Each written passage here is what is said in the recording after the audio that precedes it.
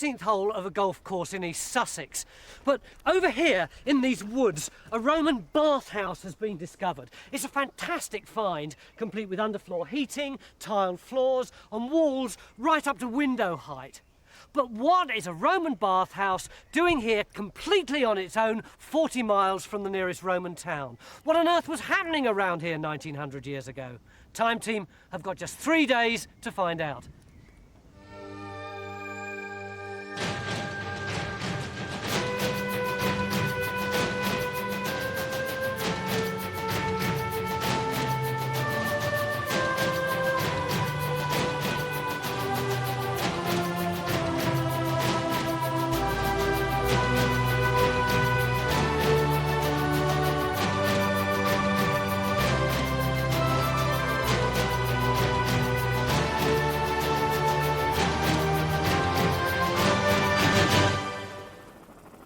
The Roman bathhouse was discovered here, deep in the woods between the 12th and 13th fairways of this golf course at Beauport Park near Hastings.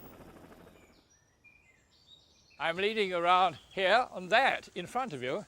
There's the bathhouse. Looks like an aircraft hangar. I know it does. Well, Amateur archaeologist Gerald Brodrib made the discovery and excavated it with help from a small band of dedicated volunteers, who also put up this temporary shelter to protect the remains. now come into the bathhouse and you will see in front of you the wall, of the front wall, and... Oh, look at that. That's fantastic. And below this, there's another couple of feet, which takes you down to the hypercourse area. And then a little bit further up, you will see a window. Oh, yeah. One of the several windows. And I reckon that could be about the second highest window in Roman Britain, which is still standing. As it is now, protected by plastic and sand, it's hard to get a sense of the layout of the building, which is why Gerald's had a model of the bathhouse made. Showing it to us is our Roman expert, Guy de la Bedouaire, the man who's brought Time Team here this weekend to investigate his theories about the site. And we can see really clearly here that it's a two-period bathhouse. We've got the original building, this square, and these 4 rooms, with this plunge bath attached to the side. And it's rather an unusual form because these rooms, like this one for example, and these chambers over here were all added later. And we can follow through the entrance that a Roman would have come into, and this is the entrance hall, but oddly he had to pass through 2 sweat rooms, a little bit like the inside of a Turkish bath, to get through to what we think is the changing room. Lockers. Oh, yeah, that's good, isn't it? How do you know that's a locker? Well, it's far too high up from the ground for a seat. There's another couple of feet of sand below all that. Gerald believes the building was buried by a landslide, which is why it's so well preserved. Many details survive, including over 600 tiles which bear the stamp of the Classis Britannica, which linked the building with the Roman Navy. This is a huge floor tile, and like many of the tiles, in fact almost all the tiles from this building, they're stamped CLBR, which is an abbreviation for Classis Britannica, or the British Fleet. And it's not really the Royal Navy or an equivalent, it's like Roman soldiers with ships, an arm of the Roman army. Sort of like the MOD then. It's a little bit like that, so we think that they were operating what appears to be a huge ironworking site, because we've got 4 or 5 football pitches worth of Roman slag on this site. Yes, that's right. I mean, we've got the map here, so that's the bathhouse here, isn't it? The bathhouse is close to a huge pile of slag, the waste product of ironworking. And Guy believes that it's part of what could be a huge military settlement overseeing the production of iron.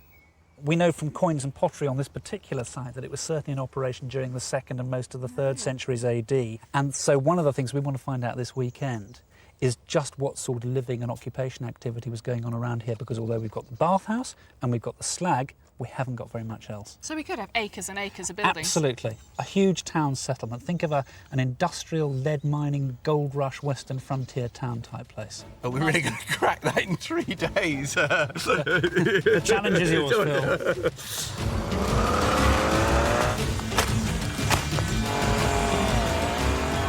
Well, certainly it's going to be a challenge. Searching this woodland for archaeology isn't going to be easy.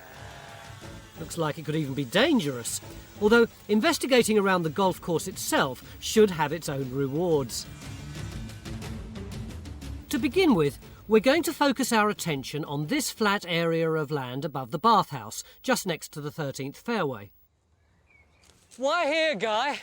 I know we can't chop down the whole forest, but why have you cleared the top of the hill? Well, you may have noticed, Tony, it's not exactly an open greenfield site up here. Sure. So we've been looking for a long time to find somewhere that might be where the buildings were, that we think must have been operating this Roman ironworking site. Here, we've got a flat terrace, much flatter than anywhere else around here, and it overlooks the whole of the ironworking site, which we know is down there, and it overlooks the bathhouse, which is over here. And Gerald, who's been working here for years, has got some very good reasons for picking out this spot as being a likely area to look in.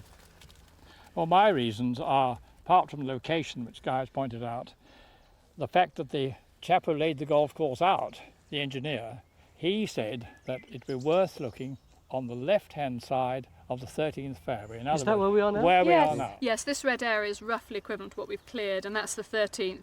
But I mean, did you really believe this guy? I mean, have you had the chance to test his theories? I've tested the fact that I found probably 2 tracks, reactions running up either side of this area. What do you mean? What do you mean tracks and reactions? Well, the reactions are what I get from these dozens, which are excellent at picking up slag tracks because of the iron content in them. Here we go.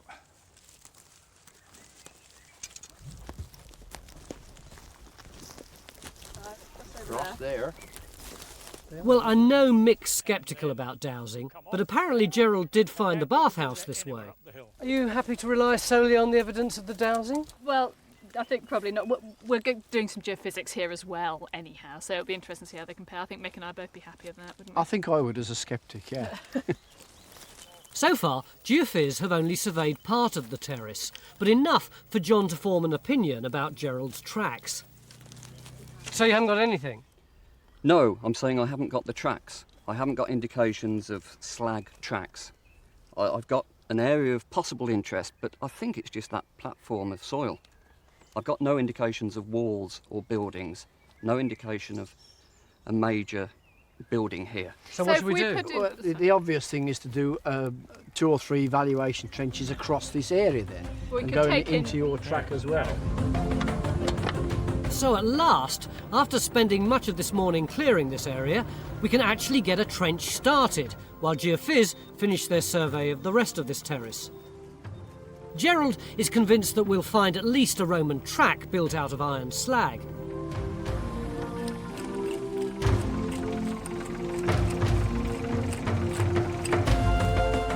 To get a better idea of the kind of industrial processes that went on here, we're going to attempt to smelt some iron, in the same way the Romans would have done 1900 years ago.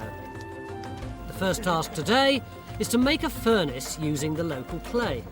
Yeah, we call it a shaft furnace, a typical type of furnace that's been in Britain since probably the late Iron Age at the earliest. So we've based it on an archaeological excavation, roughly the right sized thickness walls, the right sized diameter. The height is something we've got to judge, because that never survives archaeologically. Yeah. Up on the terrace, there's nothing to report from this big trench, but we've now opened up 2 smaller trenches to test another dowsing prediction that there's a wall buried under here. Even the digger's dog's helping, but at the moment all I can show a class of visiting school children is Victor's impression of what this site may have looked like when the Romans were here.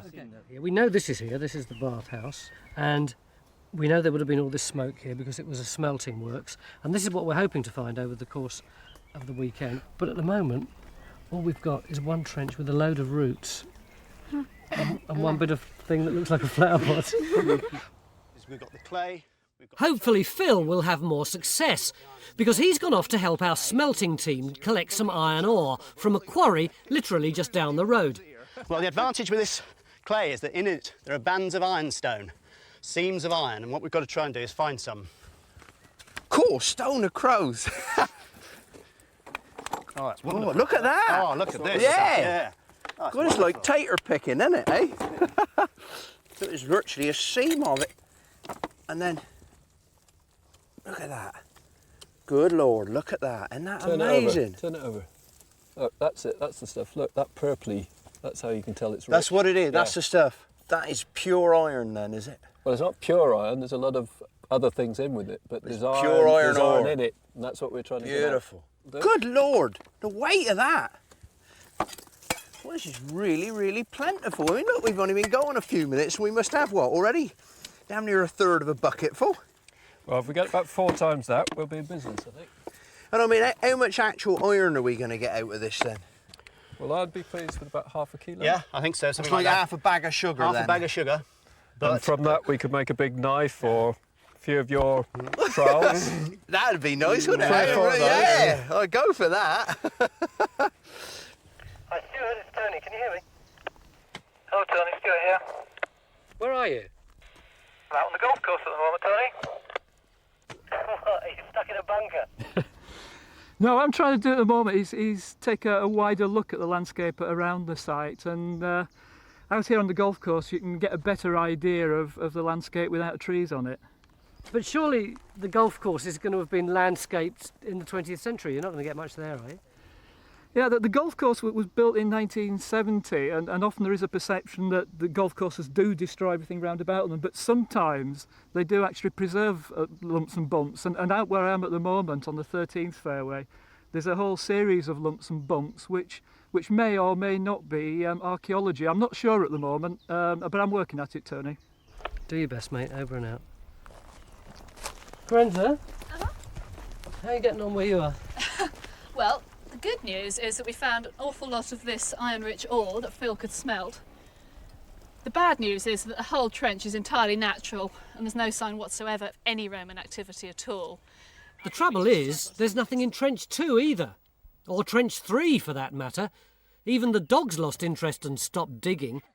Dowsing hasn't worked, but the debate about why will have to wait for another day. I know there doesn't appear to be anything here, but quite frankly, I'm not sure what it is that we expected might have been here. Well, I think we can start with what we know for a fact, and we are on the edge of a huge Roman ironworking site. If you could just imagine looking down over the slope beyond, we'd have a huge stinking area of industrial waste and smelting and smoke, a very unpleasant, vicious sort of tough, hard nuts area. And over just to the side, the Roman bathhouse with all its effluent and waste coming out of it, that's all going to be flowing away down there. And there must have been more to it than that. We're looking for something like a commandant's house, a fort, something that's running this place. It's just a question of locating it.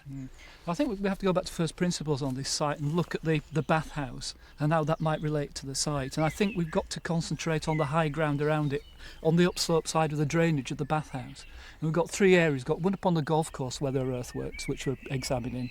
And there's a new area on about 100 yards from the bathhouse on the spur, where we found some earthworks up there. Now they look promising at the moment, so we need to examine those.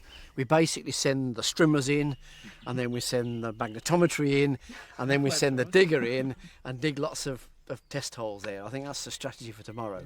We should go before we're bitten to death. Yeah. There are some things we can still do today, such as light the furnace to begin the slow process of drying it out. I reckon you'll do a good job. Blame me, Harry. So what we're just going to do, just light it in the entrance. Yeah, so that very small fire to begin with. Oh, that's beginning to draw up through the chimney already. Yeah, look at that. That's already coming up through there. Yeah, I mean, there is definite heat there, isn't there? Well, that will take moisture out. Yeah. But we don't want to take it out too fast, just gently. Meanwhile, we could have some good news to end the day with, because behind the terrace on the 13th, John thinks he may have found something. What, here? Yes, this is the area Stuart asked us to survey, so we've done from the tee there, right to the brow of the hill. Well, look for yourself, Tony, it's absolutely chock-a-block full of anomalies. These are the sort of responses we were hoping for from the platform. Well, I don't think we're going to be able to excavate here, do you? Well, probably not. I mean, the only point is we're getting the anomalies coming right to the edge of the grid. So here, it's just possible they're going to extend. So maybe a trench at the edge? Well, end of day 1, looks like there might be a silver lining. Join us after the break because we may be excavating a golf course.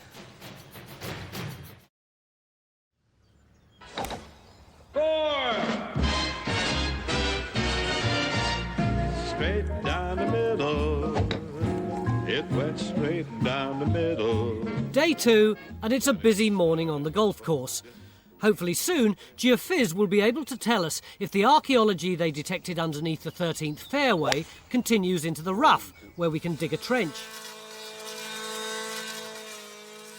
Meanwhile, our search for further evidence of the Roman ironworking site has spread to other areas of woodland.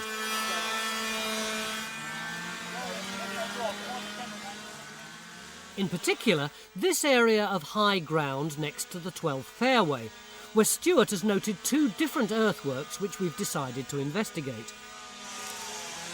Carenza! What's this dip? Well, we don't know, but we want to find out, I think is the answer. We think it might be some sort of industrial working to do with the smelting or something like that, but it's a very definite feature. There's quite a definite mound there. A very steep bank there, and it does look man-made. Using the mini digger, it shouldn't take us too long to find out what the mound is.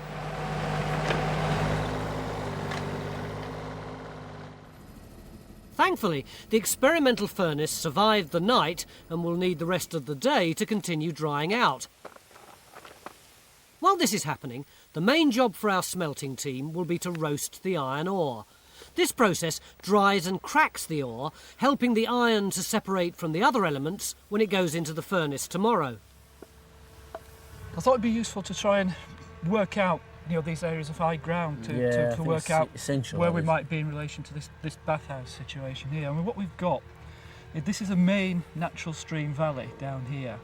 And what we've got is another valley down there where the 12th is, and we've got high ground coming off like that. So you're almost drawing contour lines on there. That's right, yeah. Like form lines for the hills. That's it. This is a big spur here of high ground. Yeah. We've got the valley over this side where we've been digging on the terrace here, and the valley going off that way.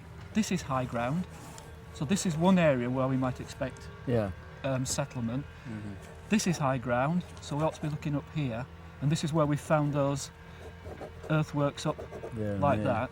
And this is an area of high ground still to look at. Now what we're left with is trying to work out where any settlement might be in relation to this bathhouse, which is down here. This is the dirty water side, that's the way water's flowing. So latrines, dirty water, etc., all the industrial stuff is all going to be downslope, it's going to go that way. So this is the clean side. So if we're looking for any high status settlement with this, it's either going to be on high ground up there or high ground up here above.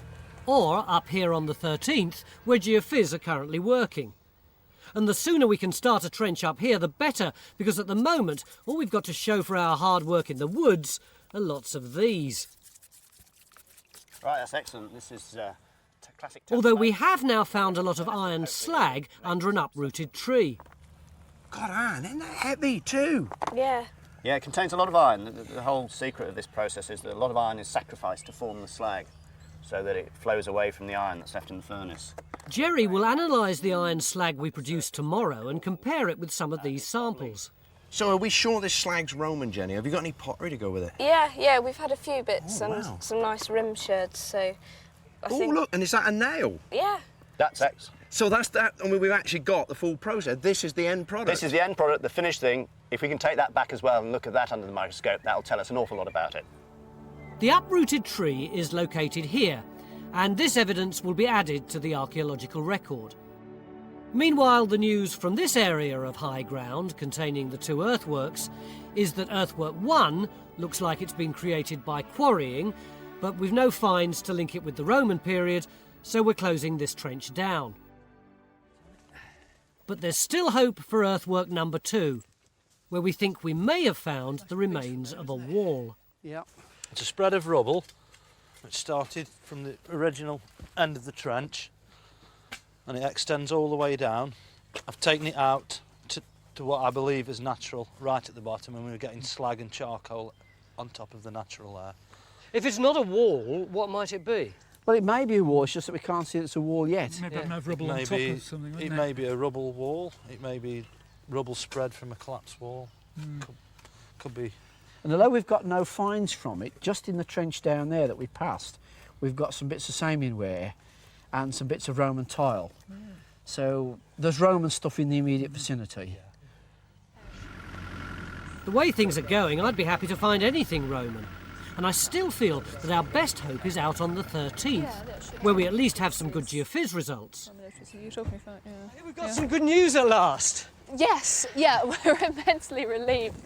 We thought we could only put a trench in right in the sort of really rough ground here, and as you can see, it's not got much in it. But we've just discovered that we can put a trench in as far into the golf course as the edge of the rough, which the manager reckons is here.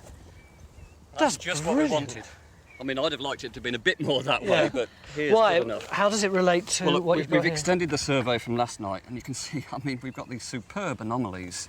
Where are we on here? Just on the edge of this sort of noise, as I'll call it. So what we want to see is what the noise is.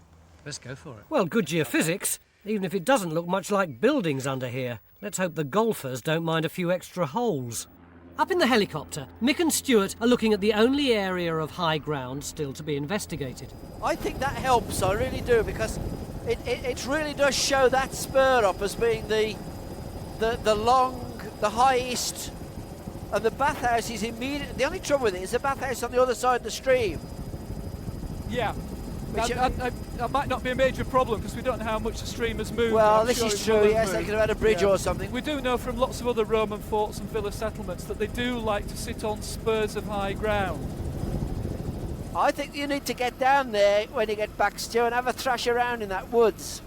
So could this ridge of high ground have been the location for the Commandant's house? Or are there other possibilities?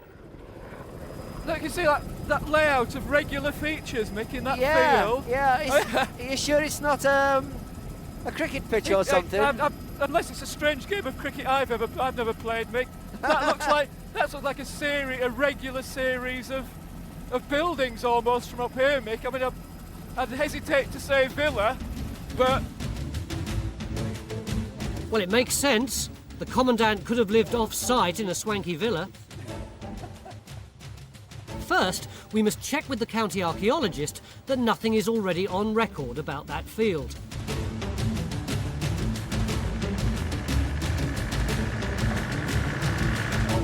Now all we need is permission from the landowner to let us geophys the field. He's on our side, John. So far, so good. How's it looking, John? I think we're having second thoughts, as is Stuart now. He's seen it on the ground. We've come here, seen it on the ground for the first time and walked across it, and it just looks like a series of drains to me across the field. We've done a rapid scan, and we're not getting noise that's normally characteristic of a Roman building. Is that these sort of depressions here? Depression. That's it. Yeah. Yeah, you can actually see it. You can see it. My experience on fields like this tells me this is a modern activity. Drains. Now, in certain circumstances, you might get that sort of response over a wall, but magnetically, we're not getting any strong signals. I personally don't think it's worth following, even though it was a distinctive pattern from the air. I think we should knock it on the head, really. Damn it! Damn it, damn it, damn it. Back to the cars? I think so. So the mystery continues. Where are the high-status Roman buildings we'd expect to find on a site like this? Gerald's as puzzled as we are. And a site as important as this, you've got to have a reasonable commandant or somebody. That's right, yeah. And at the moment, we are running out of options where that high-status building could be just by the topography. This is the area where Gerald's excavated before, and he thinks it's the place where the ironworkers lived. But having started cleaning up one of his trenches to check this interpretation, it's already clear that there's more than a workers' village here. I think what we've got here is probably a kiln. Jerry came and looked at it, and we've got a lot of this brick, and we've got a lot of charcoal, and some iron filings as well coming up on the magnet, which suggests that's fantastic. There's ironworking going on here. Yeah. Have we got any dating evidence at all? We have one small piece of pot in situ. I thought you were going to say no, actually. Just assume it. That does look very Roman, doesn't it, as well? And we've got a little bit of same in there as well. Even better. Yeah. It looks like there could be several periods of activity here, which is really only what we should expect, given this was an important site producing iron for the Roman Empire for over 200 years. We can see that the coastline round here in Roman times was very different from how it is now. These cross-hatched areas here mark inland harbours, which show how the sea came up really very close to where we are here at Beauport Park. And that allowed the Roman fleet to come in here and be involved in the iron extraction and smelting activity. That makes a lot of sense, because it seems rather strange that we've got the Roman Navy effectively involved, yet we're miles inland now. Yeah, that's right, but don't think of the Roman Navy as being something equivalent to our Royal Navy. This is really a small section of the Roman army, almost like Royal Engineers, soldiers with ships. They're just using ships as a way of getting stuff from A to That's B. absolutely right, yes. What sort of ships would they have been then? Well, because they were made of wood, they don't really survive, and the only kind of evidence we've normally got is something like this coin, for example, which was struck in Britain by the Roman Emperor Carausius. Actually, he used to be commander of the British fleet, but he set himself up as emperor here, and part of his commemoration was to put pictures of his ships on the coins. But so far we haven't found any trace of the Roman Navy. Even this trench on the 13th fairway, which John was so keen to dig, hasn't lived up to its promise. So are you going to whack a hole in just to be sure? Might just whack one in a corner or something like that. But I mean, we've seen this increasingly now. I mean, that's a real disappointment, because it did look as if the geophysics was really noisy. So sadly, at the moment, all we have are the remains of the bathhouse for Steve to reconstruct. But if it wasn't for the bathhouse, with its Classis Britannica stamps, I'd be beginning to think the Roman Navy were never here.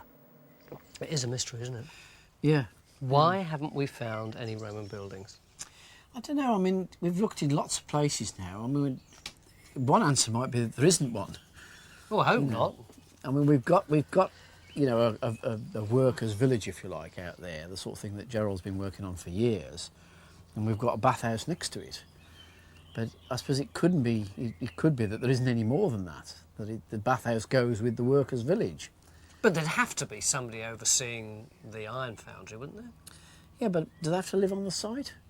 I mean, this bathhouse, we're impressed with it, aren't we? I mean, it's very impressive. It's survived to 8 feet high at that end. But even Gerald said, you know, that a lot of things about it are not high status. You know, he said, was it 12 types of colour on the walls, but no designs or anything, no mosaics. It's, if you like, a sort of ordinary bathhouse. But we know the Navy were here. We know there were those big Classicus Britannica stamps. Sorry, Mick. Hi there, John. What's up? We're just ruminating here about things. I'm just a bit concerned that you've closed down the trench on the 13th.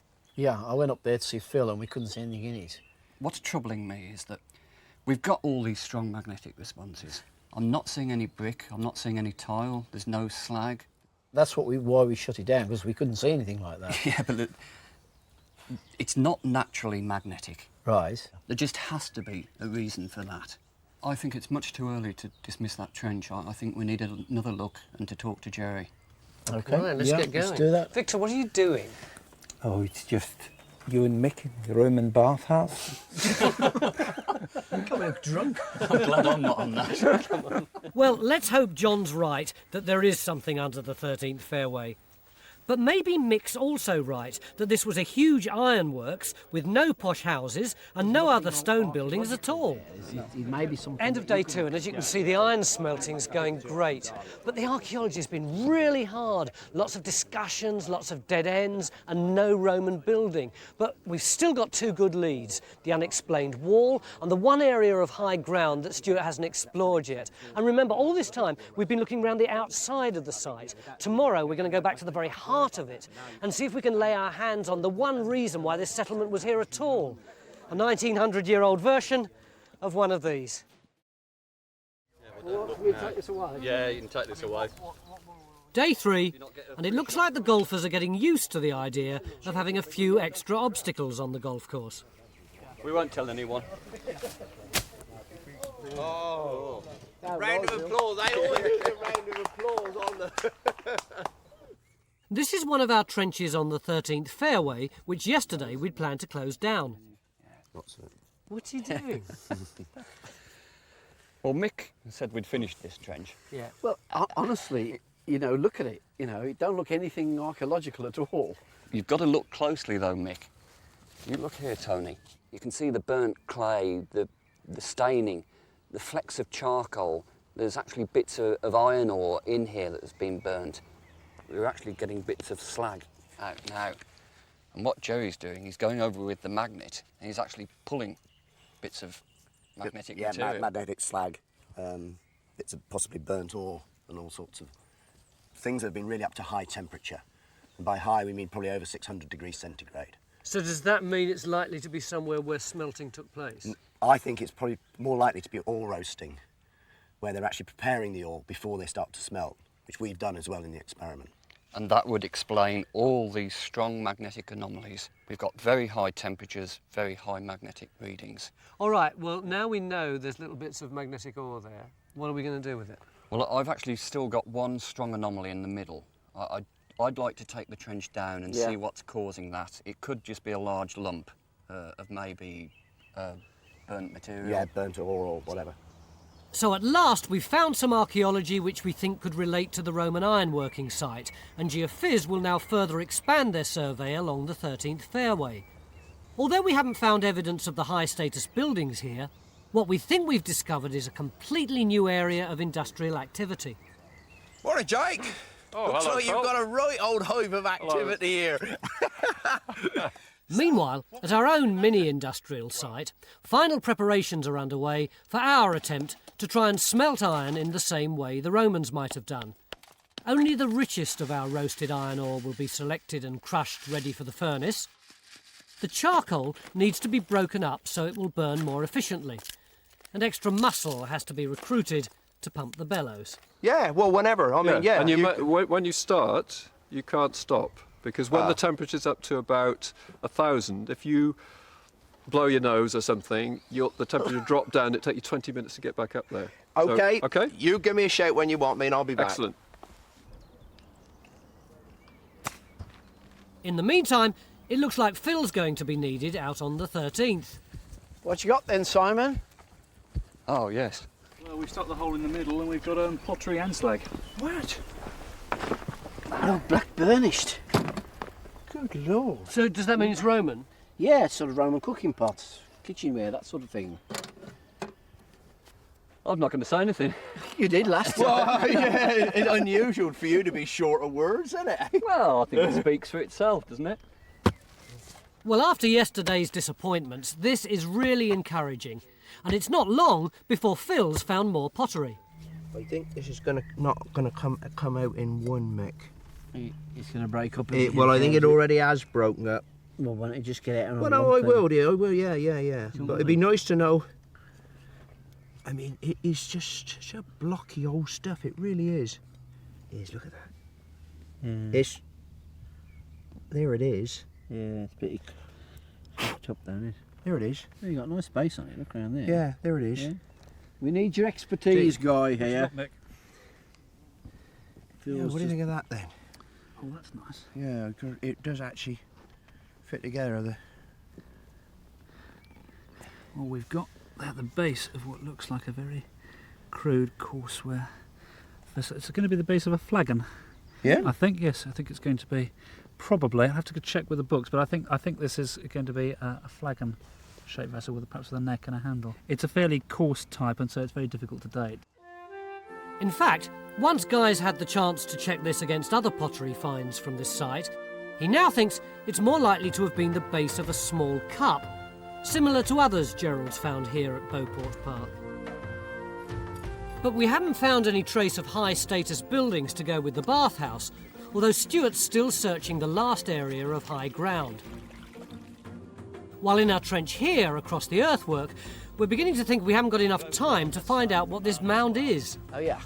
Seems to be a purpose-built mound of the same material, sort of clay, broken up rubble, sandstone rubble. But no date, and certainly not Roman, nothing to help us with the... Nothing at all, no. Right. Nothing to date. In order to concentrate our efforts on the 13th, we're going to close this trench down. Mick! Yeah? Come and have a look at this! Good lordy, mate, he can run. You're likely to get killed here. They won't hit you. They can't hit the fairway, they ain't gonna hit you. What's think of that then? Look at that. Is that what the signal was? Well, it was contributing to the signal, to the noise. There's still a strong anomaly in the middle. Was it actually slag or ore? Wow. We need an expert's opinion. Yeah, it's good tap slag. I bet that then. No. Ah. I think that might need an appliance of a scientific analytical tool. Excuse me. You know what? Yeah, slag, all right. How dare you do this to my finds? Beautiful. So it knocks a little bit the sensible idea of ore roasting area on the head. So we now have big lumps of slag here. But whatever this turns out to be, we're beginning to build up information about the different areas of this Roman ironworking site. At the other end of the 13th, in one of Gerald's old trenches, we're starting to think that this was first a smelting area and later a place where people lived. God, that's beautiful, isn't it? Yeah. What do you think it is, Guy? Well, it's the base of a mould-blown glass bottle. And if you feel on one side, Corenza, the side with the X, that's taken up the texture of the inside of the mould in which the glass bottle's been blown. But it does suggest perhaps a little bit of habitation, that sort of thing. It's more like domestic refuse than it is somebody with a glass bottle sitting beside an iron smelting furnace. Right.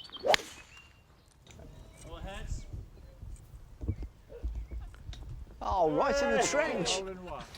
Stuart, to me cast them. Mick, cool. Yes, Stuart, Mick listening. Should we step back? Mick, I'm reporting back on that walk through the high ground. You know that big high ridge, the third ridge that we looked at from the helicopter? I've walked all the way down it and come round the north of the settlement. There's no trace of anything on that ridge at the moment, mate. Better shot. What, nothing at all? I've seen absolutely no indication of fort, settlement, anything else. Where trees have turned over, the soil's sterile, there's no slag, nothing. Well, what this means is that we're going to have to concentrate on what we have found and on our iron smelting experiment, which has now reached the stage where Phil's help is needed. So put some more in. Yes, please. Now, one of the big variables is how fast you put the ore in. Right. And that's an unknown. I don't want to put it in too fast, so right. That's okay for the moment. Now, we've got 14 kilos of ore, we've got 28 kilos of charcoal. So we're actually putting in twice by weight, so it's actually a bit more than that. If you put a bit more. Bit more in? I put all that in there. Right. That's the first kilo. Oh, I see, you really got it. We need to reach a temperature of over 1,000 degrees to smelt iron, which is going to amount to a lot of hard work on the bellows over the next couple of hours. But this, as we understand it, is just the way the Romano-British workers would have done it. And how many people do we think might have been here altogether? Well, if we include everybody involved with the iron-making process, the ore gatherers, the miners, ore roasters, the charcoal burners, the smelters, the forgers, probably high hundreds, probably thousands. God, look, I'm amazed you're talking about that sort of number. Where are they? Where's the evidence for them? Well, the evidence is in the slag heaps, in a sense, of their products. But we've got to remember that a lot of these people were not high-status people. The charcoal burners, the ore miners are very low down the hierarchy. They're not going to be living in substantial stone buildings, perhaps. Well, the charcoal burners are itinerant anyway, aren't they? They don't have any permanent dwellings anywhere. Fair enough, but 2 days ago we were talking about the Imperial Roman Navy being here. Surely they'd have left some indication. Well, they did. We've got the Bathhouse, that's what brought us here, and we had this perfectly legitimate target to find out where the fleet was. And because we've got the Bathhouse, then we would have expected to find a fort, and that's a theory that's been hanging around this place for a very long time, and that's what we came to look into. So does that mean you're beginning to think that maybe they didn't build a fort here? We're beginning to think now that the possibility is that although they had a presence in an administrative capacity controlling the place, and we know they did that kind of thing, that actually they were pretty widely dispersed around the southeast, because we get Classis Britannica stamps on a lot of ironworking sites in this part of the country. So there may just have been a small detachment here controlling the thousands of workers that Jerry's been talking about. And they had this bathhouse here as almost like a local on-site portable lavatory or shower unit. And perhaps the best comparison is to think of a building site with the suites and the managers with their comfy porter cabins and also their comfy porter cabin loo, while frankly the people on the building site themselves are having to use things like buckets. That's probably what we're dealing with in the bathhouse here. It's the comfy quarters for the people in charge. 1, 2, 3, 4, 5, 6, 7, 8, 9, 808. 2, 3, 4. Don't feel like a slave driver. The temperature varies in different parts of the furnace. That's nearly 1,000 degrees in right. there then, Jake. Yeah. I mean, well, yeah, it's great to know this scientifically, but how the Romans, how would they have known what the temperature was in there? What colour is that in there?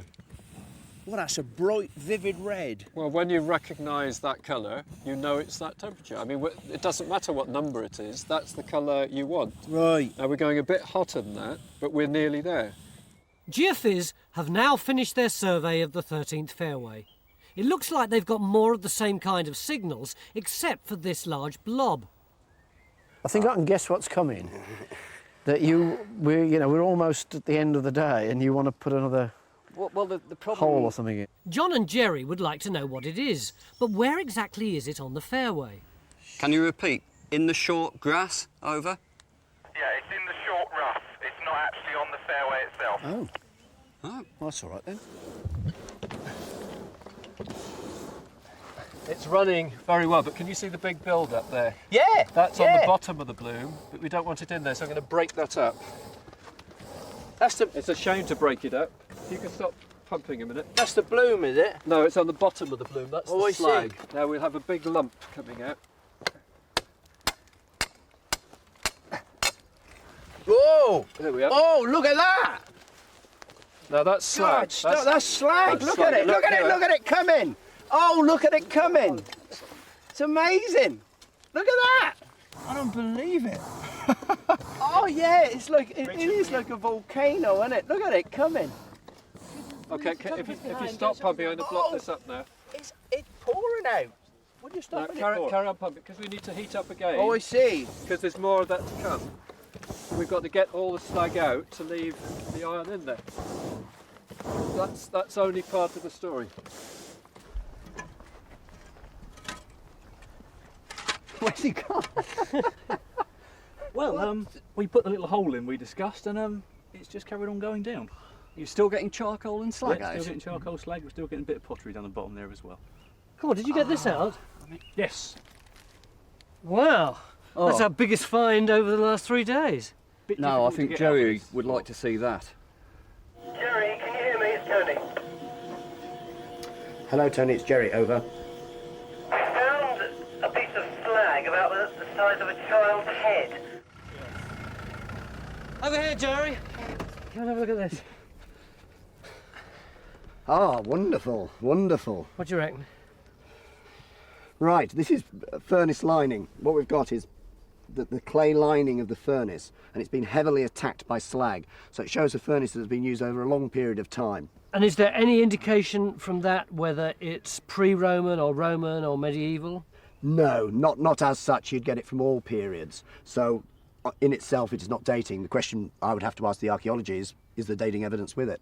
Well, we've now got pot from above and below it, so... So that's really well stratified. That's excellent. So you're happy to say it's Roman? Yes, yep.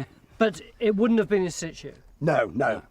It has been dumped into a pit, or whatever this feature is. But presumably this sort of thing doesn't travel far? Not this side. I mean, the small pieces of tap slag that we've been finding, my guess is that probably, you can find probably virtually anywhere in the Weald, the odd piece being moved around. But this sort of massive stuff is not coming far. It's been brought in probably to backfill a pit or something, so it's within metres. You'd be happy to say that 1900 or so years ago, on the 13th fairway, the Romans were smelting iron? Well, more probably the local Britons under Roman supervision were smelting iron here, yes. Yes, for certain. Now that looks promising. I'll tell you what, Jake, you work up a thirst on this job. Oh yeah, we'll sort that out later. Right, can you pull that one out? Yeah. Ah, there we are. Now that's... Oh, hopefully yeah, we've got something I've got in it. there. Here he is. There it is. Okay. Here it is. This is the bloom which should contain our iron if we've been successful. Yes? Lovely, lovely, lovely. Okay. Okay, now, that way. Oh! Don't worry. We've got to do this lots of times. Don't worry. Yeah, we've got to do this lots of times to compress it gently. Out on the 13th, it's a question of risking life and limb to look in our new trench, which is almost in front of the tee. God, you get a lot of that. Yeah, we're having to come out of the trench every time they tee off. Blimey. But I mean, the good thing about this is we're straight down onto charcoal areas of burning and lots of slag. I mean, I think even you'll believe us this time. What do you mean? Don't keep saying that. I do believe you. And look, we've got this nice hole. I presume it's a rabbit hole. And I was just starting to ferret down it. Look at this. Oh, wow, wow. Why did you say wow? Well, it's black. It's full of charcoal. be tempted to leave because we might be taking the side of a furnace away there, John. What is it that you're hoping to find? What will it look like when it's revealed? We need to reveal it. There's actually very little known about these types of furnaces. I mean, the big evidence we've got are the slag heaps. Yes, we got evidence of the slag. We know they're doing it. But exactly where are they doing it and how are they doing it? How does their furnace or ore roasting design compare to the ones that we've experimented with? Attention, Jake. But what exactly are you doing? Are you just beating that iron into shape? Is that the idea? We're compressing it, we're forcing out slag. Yeah, we need it at sort of bubbling temperature, but we're trying both to compress the metal and force out the slag that's still in there. So there'll be some slag, but we've got to do it fairly gently at this stage. And every time you hit it, then you're getting rid of more impurities, and you get more and more better iron. Because the bloom is full of little holes where silica's run out, so it's not a solid block. We've got to make it into a solid block before we can do any smithing with it. In Jerry's portable lab, we're going to compare slag produced in the Roman period with bits of slag from our furnace. First under the microscope is the Roman sample. What you've got is these little, what we call dendrites. They're like sort of embryonic Christmas trees, okay? And this is where the crystals grow in and melt. Does that mean they haven't got the iron out there? They haven't. All this iron oxide is showing that they are, well, it's probably that the ore is so rich that they don't mind, but there's an awful lot of iron oxide left in the slag. Is this why people reused Roman slag in later time? Because they knew they could get more iron out of it? Yeah. Now, how does that compare with iron slag from our furnace? Just refocus a little bit. So we got the voids as we had before. Yeah, those are the voids, but now our iron oxide are these little, really small crystallite dendrites. Jake has done a tremendous job, assuming we get some iron out, that he's far superior as a smelter than the people producing that. But I think one of the differences would be that this is mass production here. Okay, and probably with very low skill levels. And, you know, you look into the fire, we should see, anyone now, we should see little sparks like a sparkler coming out of the fire. And there they come. Can you see them right at the back? Can you see them? Wow, what, right. Oh, does that mean we got iron? That means we got iron, a nice piece of iron in there. Good bit of iron? A good bit of iron. Oh, not only do we get iron, we get good iron. Definitely. Just flopping about. Because this isn't that. Can you hear it, Phil? Can you hear that? What, there's the solidness of it? In there? So nearly the end of our 3 days at Beauport Park, and John's keen to see what we found in the trench with the rabbit hole. Did Jerry come back? Or have you done this of your own accord? No, Jerry's been back. Oh, look at that. So just keep going down. Fantastic. Today, it seems as though we've had much better luck. Although we haven't dug enough of this feature to be sure, this could be a charcoal burning pit. Just one of the many needed to produce charcoal for the 100 or so furnaces that Jerry has speculated must have been here.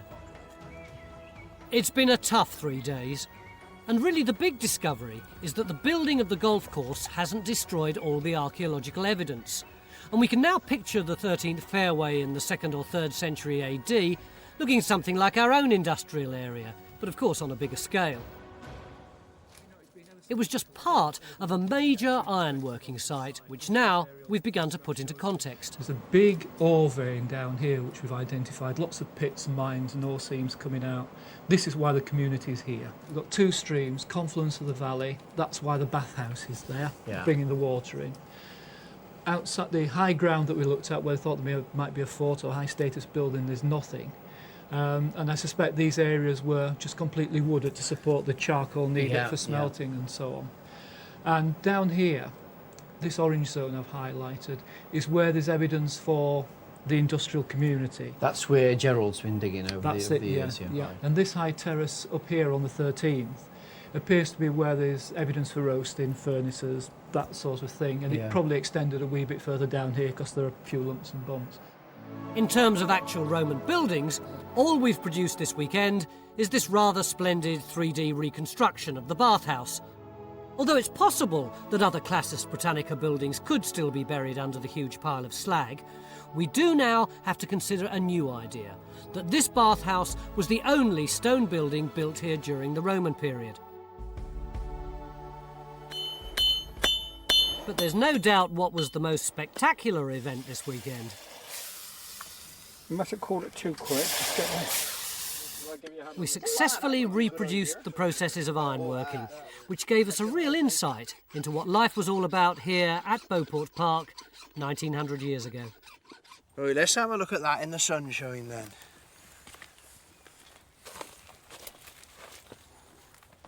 God. That is pure, better than silver.